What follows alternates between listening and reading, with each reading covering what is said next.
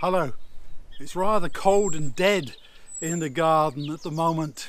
Early February, a few birds still singing, but generally speaking, things are just dormant, waiting for spring. And really, we're thinking about that in our series on family seasons, preparing for change. And that's what we're going to consider throughout this week. We have texts from 1 Corinthians, Genesis, Samuel, Psalms, and so on. But what we're thinking about is, how do we prepare for change? How do we decide what we're going to do for the future?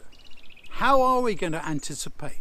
How are we going to be ready for what's coming when the winds of change blow through? Change the way you look at things, and the things you look at change, says Wayne Dyer. If we don't change, we don't grow. If we don't grow, we aren't really living, says Gail Cheehy. Other good quotes in our material for this time.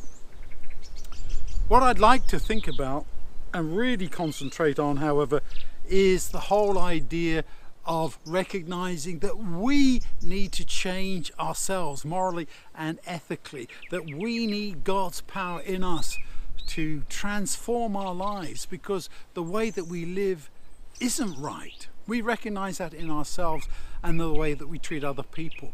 And we pray for the Lord to come in and change the way that we're thinking. I often pray that prayer, Lord, please come in and rewire my brain so I think right, so I can do right. And preparing for those kinds of changes in our family are important.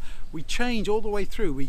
We're born, we grow up in our childhood, teenager, young adult, growing through until you end up as grandparents and so on. The Bible reminds us in 1 Corinthians 15 that we shall be changed, and that's what I look forward to.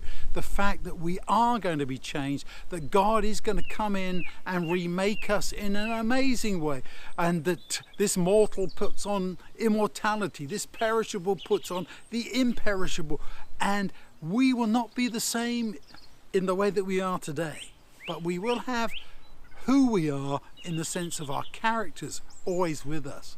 So that's what we need to be concentrating on, especially in our families. How do we relate to one another? How can we change to be better people by the grace of God? And how can we look forward to a better life that is completely changed when Jesus comes? May God bless you as you study this week.